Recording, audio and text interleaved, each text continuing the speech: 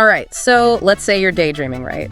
Turquoise water, ancient temples, maybe a little bit of magic thrown in. Sounds like the Yucatan is calling your name. It definitely is. And I think this Get Your Guide tour description we're diving into today is going to have you booking a flight ASAP. It's their Riviera Maya Cancun, Chichen Itza, Cenote Valladolid tour. Talk about a mouthful. A mouthful of awesome, maybe. But yeah, Get Your Guide is known for variety, so let's make sure this one's right for you before you hit purchase. Music to my ears.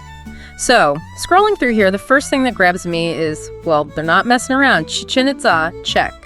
Cenote swim, check. Even a little colonial charm in Valladolid, all in one day. It's ambitious.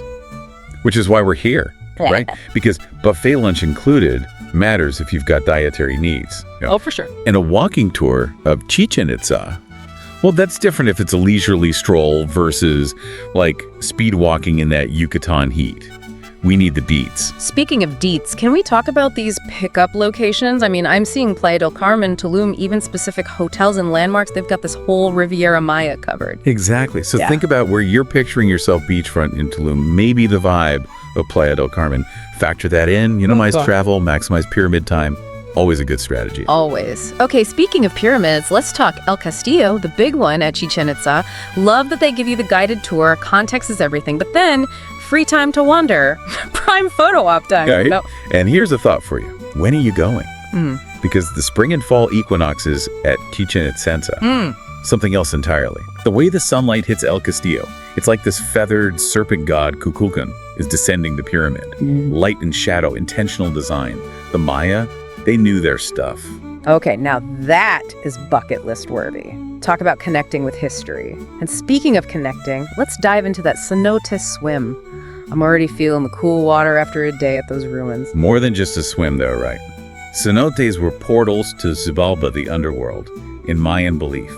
Place of power, immense spiritual importance. Whoa! Okay, suddenly taking the plunge has a whole new meaning. So we've got ancient wonders, mystical swims. What else does this Yucatan adventure have up its sleeve? Well, they wrap things up with a stop in Valladolid. Colonial town, think colorful buildings, a slower pace of life. Sounds idyllic, but here's the catch I'm seeing, 20 minutes. 20? Is that even enough time to, like, snap a decent picture, let alone soak up the atmosphere? FOMO is real, people. And valid. Yeah. 20 minutes in Valladolid is a blink. Right. But look at it this way. Consider this tour your Caesar menu of the Yucatan. Something calls to you, you go deeper on your own time, right? Okay. You know, when I think Chichen Itza, I'll be honest, my first thought is cool pyramid. Right. But then I have to remind myself this is a whole civilization we're talking about, right? One that thrived for centuries. Exactly. So what can you tell us about the Maya that can, like, help us go beyond just, pretty ruins when we visit? Well, here's something to chew on.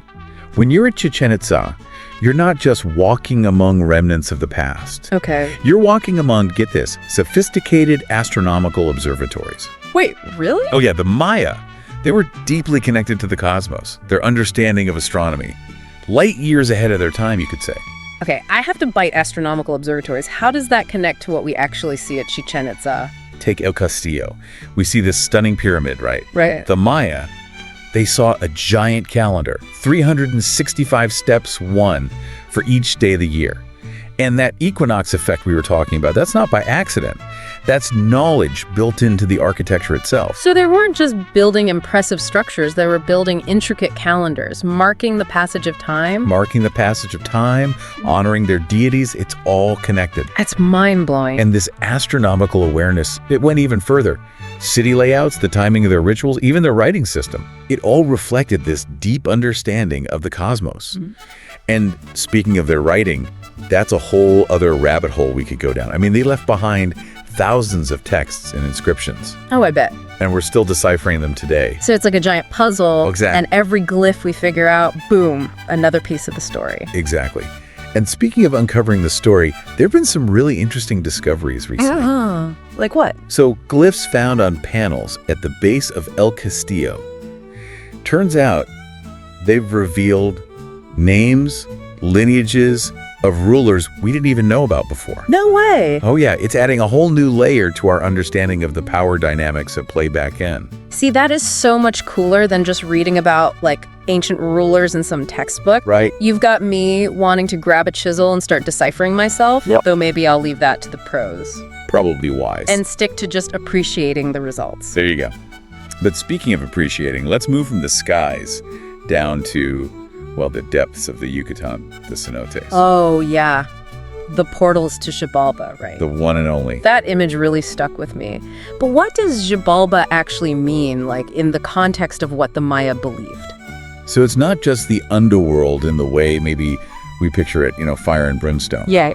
For the Maya, Xibalba was this realm of power, of complexity, ruled by gods, filled with challenges. That's tense. And the cenotes, with those deep, dark waters leading to who knows where, they were seen as gateways to this mystical realm. Oh, wow. So imagine you're Maya. You see this pool of water just disappearing into the earth. Right. That's got to spark some serious awe, Like nature itself is revealing something hidden.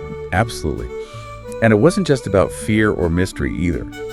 The Maya believed they could communicate with the gods through these portals, seek guidance, offer sacrifices, a place of huge spiritual significance.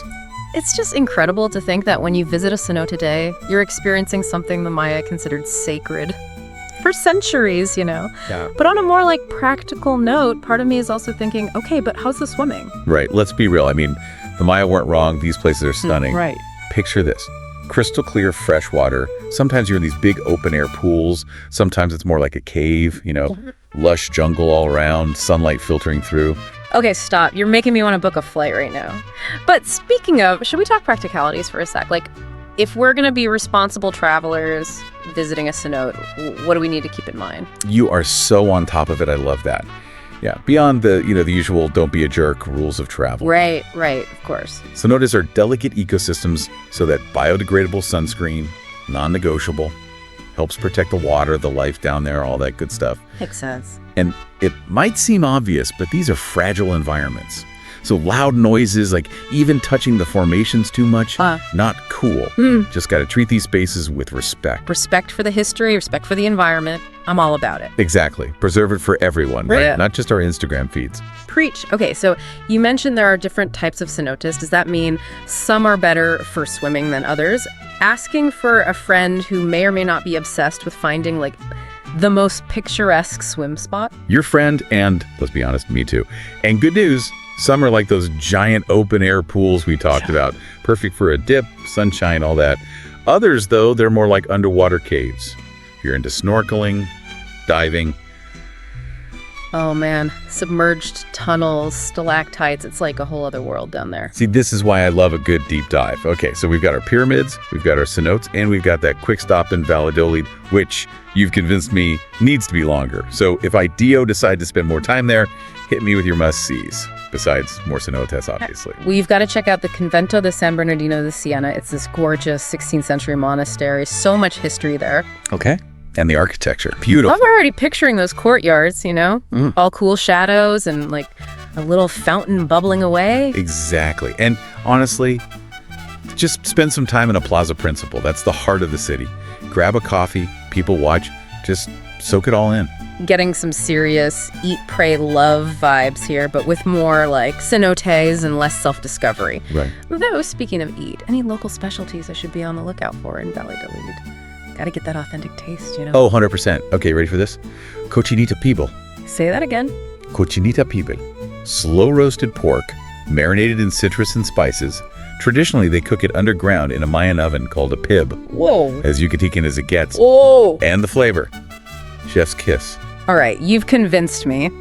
Extending my trip, hitting up that plaza, and I am not leaving Valladolid without trying this Cochinita pibil situation. This is why I love our deep dives.